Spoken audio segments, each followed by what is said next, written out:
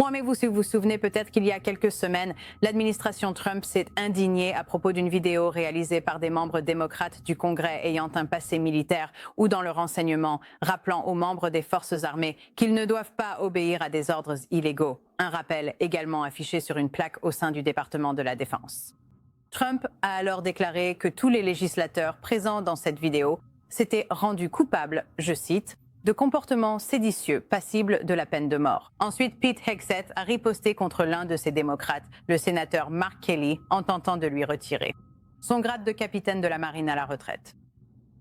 À présent, il semble que l'administration Trump vise encore plus de démocrates figurant dans cette vidéo. La sénatrice Alissa Slotkin et le député Jason Crow ont tous deux révélé que le ministère de la Justice les cible en raison de leur participation à cette vidéo. Et ces législateurs ne semblent pas être intimidés par les menaces de Trump. Aujourd'hui, la sénatrice Alissa Slotkin, qui a organisé le message vidéo à l'attention des membres des forces armées, a publié cette déclaration publique.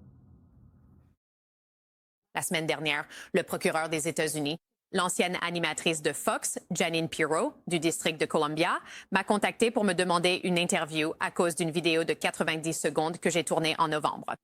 Le président a demandé que nous soyons enquêtés, arrêtés et finalement pendus. Et maintenant, il utilise ces personnes nommées politiquement au FBI et au département de la justice pour mettre ces menaces à exécution. Pour être clair, c'est le mode opératoire du président. Quiconque n'est pas d'accord avec lui devient un ennemi. Et il utilise ensuite le gouvernement fédéral comme une arme contre eux. C'est de l'intimidation légale et physique destinée à vous faire taire. Non, je ne vais pas faire ça parce que ce pays vaut la peine qu'on se batte pour lui. Notre liberté d'expression mérite qu'on se batte pour elle. Nos valeurs fondamentales valent la peine qu'on se batte pour elles. Et en ce moment, dénoncer l'abus de pouvoir est la chose la plus patriotique que nous puissions faire. Je reçois maintenant la sénatrice démocrate Alissa Slotkin du Michigan. Elle siège à la Commission des services armés du Sénat. Avant d'entrer au Congrès, elle a servi à la CIA et au département de la Défense. Il est clair que vous n'allez pas reculer. Et le fait de publier cette vidéo aujourd'hui en annonçant au monde que vous aviez été informé de cela, cette enquête le montre clairement. Et je veux aborder la raison pour laquelle c'est si important et pourquoi il est essentiel que les gens suivent votre exemple. Ceux qui seront les prochaines cibles. Je voudrais d'abord commencer par cela. Vous avez parlé de l'impact sur votre famille et sur votre vie du fait d'avoir été menacé par Trump. Des messages publiés en ligne appelant à ce que vous soyez pendu. Et les menaces que vous avez reçues et auxquelles vous avez dû faire face au fil du temps. Je sais que vous ne reculez pas, mais vous êtes un être humain. Comment gérez-vous tout cela sur le plan personnel? Oh, je veux dire, écoutez, je ne souhaiterais cela à personne d'autre. Ce n'est pas ainsi que notre système américain est censé fonctionner.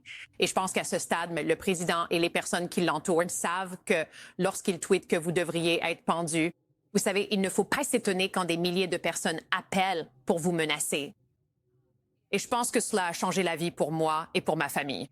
Et vous savez, une sécurité 24 heures sur 24, des menaces de bombes à mon domicile et mes parents qui se font harceler par la police en pleine nuit. Mais je pense que cela fait partie de ce qu'il essaye de faire. C'est une tactique pour vous intimider et vous faire taire. Et je vais être honnête avec vous, quand votre famille et votre équipe sont en danger. Vous savez, je suis plutôt du genre coriace, mais on commence à se dire, écoute, moi j'ai choisi cette voie. Les autres autour de moi ne l'ont pas fait. Alors peut-être que je devrais simplement baisser d'un ton. Et je me dis, quoi? Au cours du mois dernier, c'est devenu très clair pour moi, comme pour beaucoup d'autres avant moi, que c'est justement le but. Ils essaient de vous intimider pour que vous vous taisiez, afin que d'autres soient dissuadés de faire exactement la même chose que vous avez faite. Alors, ils utilisent l'intimidation physique.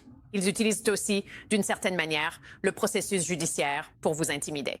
Prendre un avocat, payer un avocat, c'est un aspect de la politique que je n'aurais jamais pensé voir un jour. Mais il s'en sert pour instrumentaliser le gouvernement fédéral contre les gens. Et s'il peut le faire contre un sénateur, Dieu sait ce qu'il peut faire contre un simple citoyen, un journaliste. Je veux juste le rappeler, vous avez passé des décennies à travailler au département de la Défense pour la CIA. Vous n'êtes pas étranger aux situations difficiles, aux zones de guerre, aux menaces. Et ceci n'est qu'une nouvelle forme de cela, venant du commandant en chef en exercice. Pour ceux qui prennent l'histoire en cours, et je sais que beaucoup de gens suivent cela de près, je sais que vous avez expliqué comment vous aviez été contacté pour la première fois après cette vidéo par l'unité antiterroriste du FBI, une division avec laquelle vous avez travaillé en étroite collaboration. Nous le savions déjà en décembre, je crois, et nous venons d'apprendre cette nuit que vous avez reçu une lettre de Jeanine Pirro. Pouvez-vous nous en dire plus sur le contenu de cette lettre? Y avait-il une explication ou des détails sur le sujet de cette affaire? Ou pourquoi ils menaient cette enquête? Oui. Eh bien, écoutez, que ce soit le FBI et maintenant, vous savez, le procureur des États-Unis pour DC, ils font ce que Trump leur a demandé de faire. Trump a répété à maintes reprises, dans une douzaine de tweets, qu'ils devaient être enquêtés, ils doivent être arrêtés, ils doivent être jugés pour sédition, ils doivent être pendus. Et donc, ils mettent ça en pratique. Vous savez, nous essayons de leur parler. Mais pour l'instant, ça passe par les avocats. Mais, vous savez, je ne crois pas une seconde que cela soit fait de bonne foi. C'était une vidéo de 90 secondes. C'est fait en public. Si vous voulez savoir ce que j'ai fait, je l'ai mis dans une vidéo. C'est pour ça que le président s'est énervé. Mais ils utilisent ça pour essayer de t'épuiser, pour que tu restes silencieux, que tu ne fasses rien et que tu attendes que la tempête passe. Et je ne vais tout simplement pas faire ça. C'est le cas, et pour le rappeler, la vidéo que je pense que tout le monde ici a vue rappelait aux militaires. Et quand on sert notre pays, on ne devrait pas obéir à des ordres illégaux. Et c'est quelque chose dont on te rappelle quand tu sers dans l'armée et que tu sers ce pays. Cela n'a jamais été un problème comme ça l'est aujourd'hui, de cette façon. C'est clairement un schéma. Nous avons aussi entendu aujourd'hui le député Jason Crow. Évidemment, le sénateur Mark Kelly a aussi été pris pour cible. Vous avez tous pris la parole et n'avez pas été réduits au silence. Est-ce que vous coordonnez la façon dont vous répondez? Est-ce que vous en parlez entre vous? Comment tout cela s'organise-t-il en coulisses? Oui, bien sûr. Je veux dire, écoutez, nous avons fait cette vidéo ensemble parce que nous nous connaissons. Vous savez, nous avons tous un passé de service ou militaire. Cela crée une sorte de lien entre nous. Et beaucoup de ces personnes, j'ai gravi les échelons avec elles depuis que nous nous sommes présentés au Congrès pour la première fois en 2018. Et donc, oui, nous nous parlons. Nous nous coordonnons. Évidemment, Mark est dans une situation différente. Le sénateur Kelly est dans une situation différente puisqu'il vient du côté militaire. Ce qui s'est passé ces derniers jours s'est produit du côté civil pour ceux d'entre nous qui ne sont pas d'anciens militaires. Et donc, oui, nous sommes en contact étroit. Mais vous savez, chacun doit prendre ses propres décisions pour sa famille, pour sa propre vie. Et je pense, vous savez, que c'est ce que j'ai ressenti quand j'ai vu ce qui est arrivé à Jerome Powell cette semaine. Quand on voit ce qui est arrivé à d'autres sénateurs, des gens comme Adam Schiff, quand on voit ce qui arrive à d'autres membres de la Fed, c'est tout simplement, c'est une tactique. Et regardez, réfléchissez à ce que l'administration Trump a fait efficacement avec nos universités, avec notre communauté juridique, avec nos entreprises, avec les politiciens. Ils se sont laissés croire à tort que s'ils faisaient ce qu'ils disent et restaient silencieux, cela les protégerait. Et c'est juste, c'est exactement le contraire. C'est un schéma que j'ai vu se répéter encore et encore dans d'autres pays, des pays où j'ai servi à l'étranger. Et on ne peut pas battre ces gens-là et penser en quelque sorte que tout va redevenir normal.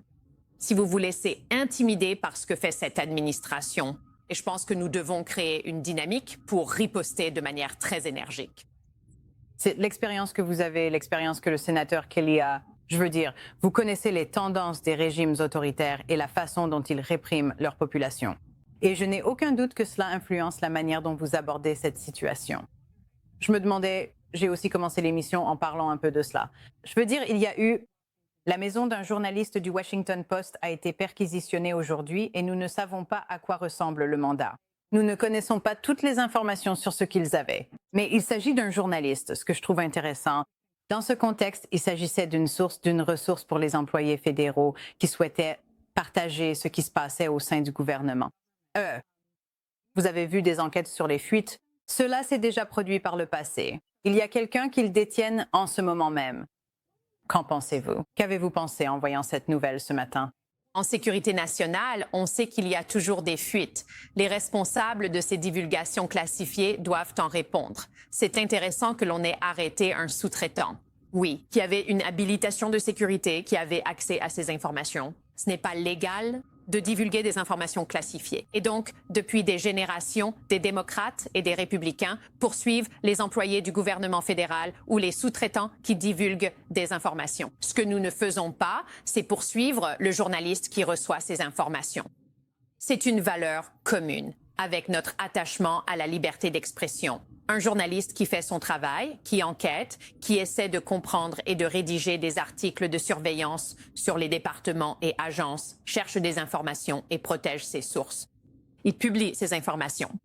Je ne peux pas vous citer quelqu'un. J'ai travaillé sur l'Irak pendant la majeure partie de ma carrière durant la guerre en Irak. Il y avait énormément de gens qui faisaient des fuites. C'était mal. Mais on n'a jamais poursuivi le journaliste. Et je pense que, surtout étant donné l'accès de ce journaliste aux employés du gouvernement fédéral, il est clair que cette administration garde rancune, se met en colère et ensuite dirige le gouvernement fédéral contre cette personne. Et pour moi, c'est ça qui est différent. S'en prendre à la personne qui a fait la fuite, allez-y. En tant qu'ancien officier de la CIA, ils le méritent. Ils ont prêté serment. Mais cette journaliste, à moins qu'elle-même ait commis un crime distinct de cette affaire, ce n'est tout simplement pas ainsi que nous avons géré les questions de liberté de la presse. On ignore leur degré de contact. Aucun détail n'est connu. Sénatrice Slotkin, ce que vous faites est difficile. Être une personnalité publique et recevoir des menaces contre sa famille ou son équipe est éprouvant. Et être exposé ainsi demande un courage incroyable. Alors merci d'être ici. Merci de partager votre